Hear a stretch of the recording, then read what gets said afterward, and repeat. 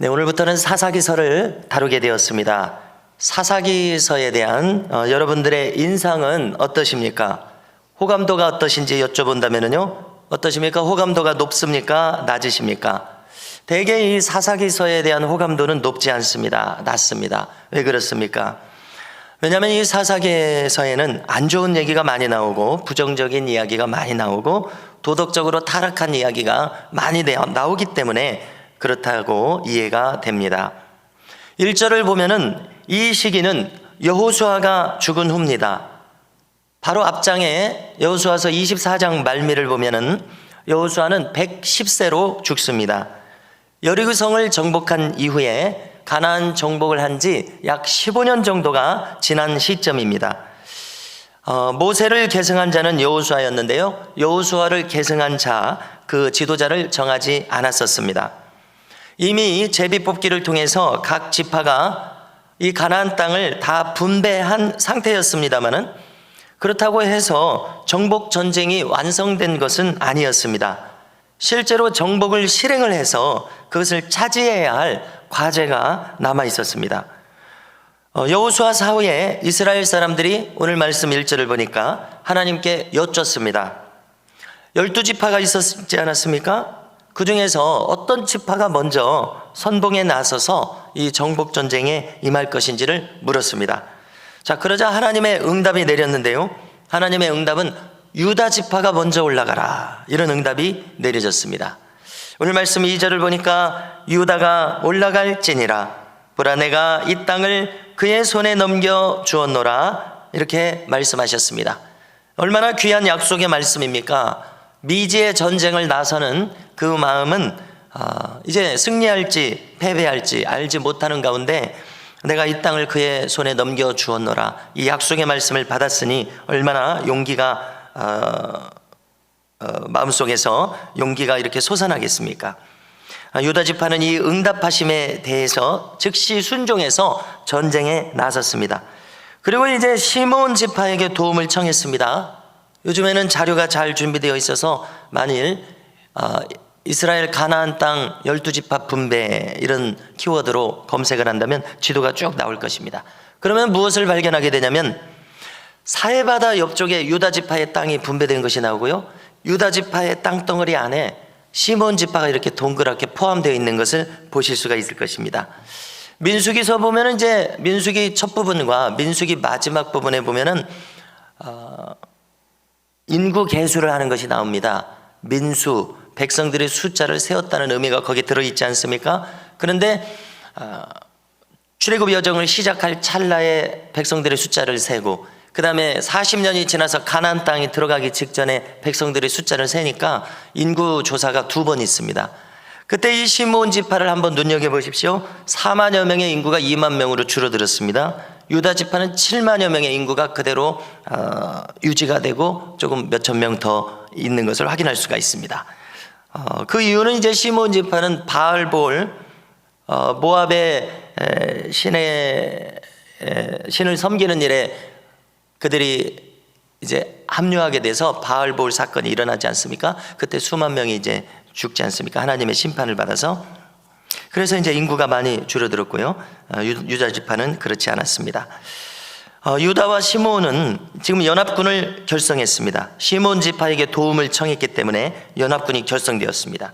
그래서 그 사정을 생각해 보면은 유다 시므온은 어머니가 같습니다. 12형제 중에 어머니가 같은 레아의 소생이 6명인가 되지 않습니까? 그 어머니가 같습니다. 혈연 관계가 가까웠고 그 다음에 가나안 땅 남부지방에 같은 지역을 분배받았기 때문에 서로 지리적으로도 가깝습니다. 서로 협력할 이유가 충분한 지파들이었습니다.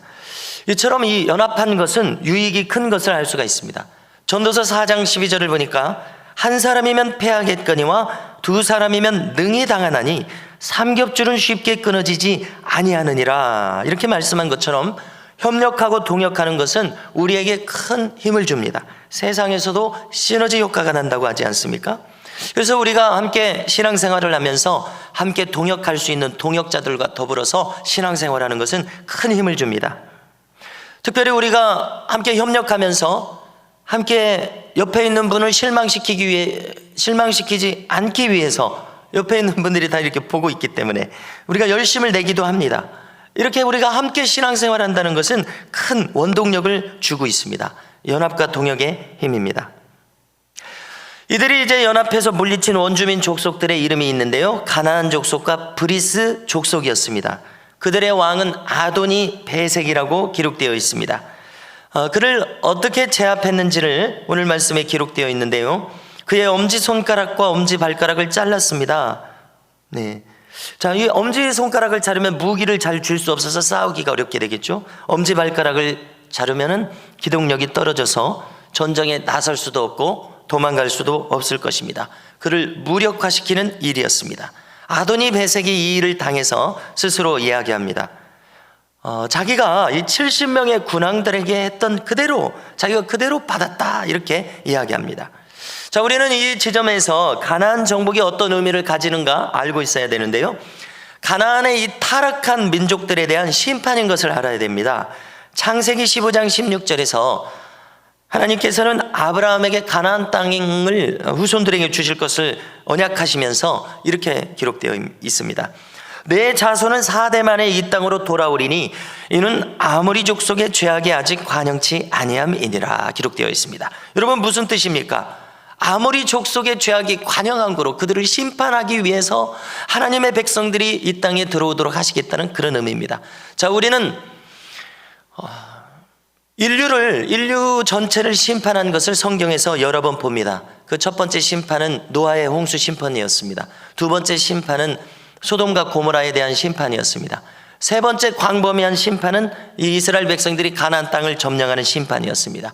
그들은 아모리 족속, 7족속에 대한 심판이었습니다. 여러분, 가만히 한번 생각해 보십시오. 그들이 그냥 잘 살고 있고 하나님을 경외하는데 심판한 것이 아닙니다. 노아의 홍수 이후로도 수많은 인류가 타락했습니다. 그래서 이제 창세기 12장에 이르러서 아브라함에 이르러서야 하나님께서 한 사람을 택하시고 그를 복되게 하셔서 그를 민족을 이루게 하셔서 그를 통해서 하나님의 계명을 계시하시고 하나님의 역사를 이루가시고 그것이 오늘 우리까지 이루어진 것을 알 수가 있습니다. 하나님 잘 믿고 경외하는데 심판한 것이 아닙니다. 하나님을 잊어버린 자들을 전부 쓸어서 심판하시는 것을 우리는 알 수가 있는 것입니다.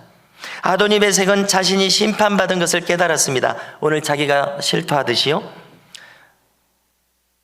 여러분, 아브라함을 택하셔서 이스라엘을 택하셔서 하나님께서는 계속해서 자신을 계시하시고 인류를 포기하지 않으시고 자기의 백성을 삼으시는 그 뜻이 여기 있습니다. 그 구원 계획이 오늘 우리에게까지도 임하였고 오늘 이 새벽에도 우리에게 이 구원 계획이 임하시고 하나님의 뜻이 펼쳐지고 있음을 우리는 확인하게 됩니다. 우리는 이 사사기에서 이어지는 이 정복전쟁을 그저 먼 나라 얘기, 옛날 아득한 시절에 있었던 이야기로 끝내서는 안 될 것입니다. 여기에는 중대한 영적인 의미가 있습니다. 아도니 베색과 같은 포악함, 교만, 악, 불순종을 우리 안에서 이 영적인 어둠의 세력들을 우리 안에서 몰아내야 함을 깨닫게 된다는 이야기입니다. 어제 우리가 주일 말씀을 통해서 나눈 대로 우리는 믿음의 선한 싸움을 계속해서 싸워야 하는 이 싸움의 부르심을 우리는 가지고 있습니다. 싸울 뿐만이 아니라 그저 치열하게 싸울 뿐만 아니라 우리는 반드시 이 영적인 싸움에서 이겨야 됩니다. 이 싸움은 오늘도 우리의 생각 속에서 일어나고 있습니다. 선악과를 먹지 말라는 이 계명을 어길 것이냐, 이 계명을 지킬 것이냐, 하나님의 축복을 유지할 것이냐, 축복을 성취할 것이냐, 아니면 나를 악에게 내어줘 버릴 것이냐 하는 이 선한 싸움이 우리의 생각 속에서 오늘도 일어날 것입니다. 하나님 나라의 선한 것들로 우리의 마음을 채우시고 승리하실 수 있기를 축복합니다. 여러분, 다시 한번 우리의 생각들을 점검하십시다. 질문을 한번 드려봅니다. 하나님은 우리가 복되게 살기를 원하시겠습니까? 그렇지 않으시겠습니까? 여러분, 대답은 당연합니다. 그렇지 않다면 어째 십자가까지 지셨겠습니까? 하나님은 우리가 복되게 살기를 원하십니다. 지금 이 시간도요. 우리의 질병과 저주와 가난을 다 짊어지신 것이 바로 십자가에서 있었던 일입니다. 그러니 어찌 우리가 복되게 살기를 원치 않으시겠습니까? 하나님께서 우리가 복되게 살기를 원하신다는 것을 우리는 깨달아야 합니다.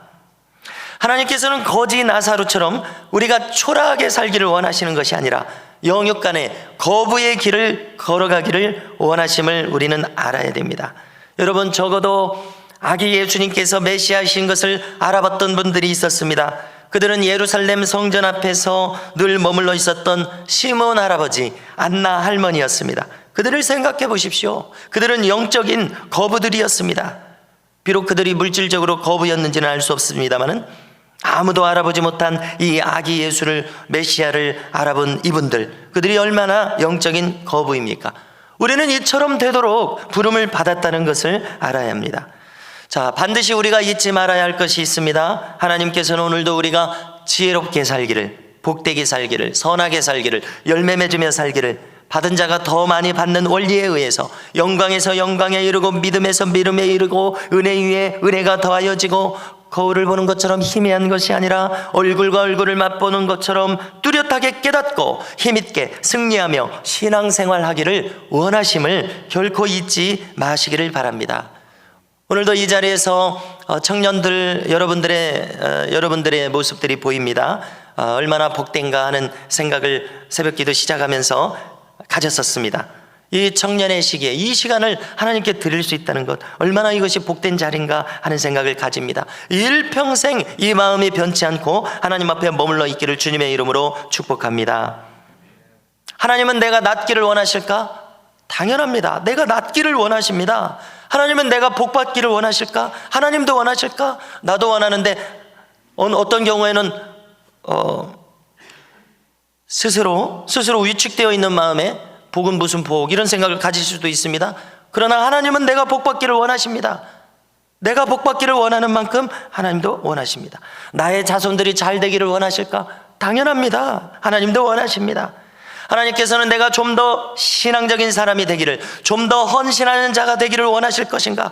두 말하면 잔소리입니다. 하나님도 원하십니다. 성도 여러분, 오늘도 이 한 달도 우리가 율법적으로 죄와 싸우는 피곤한 싸움을 하는 자가 아니라 하나님 나라가 좋아서 죄를 멀리할 수 있는 은혜가 우리 가운데 있기를 원합니다.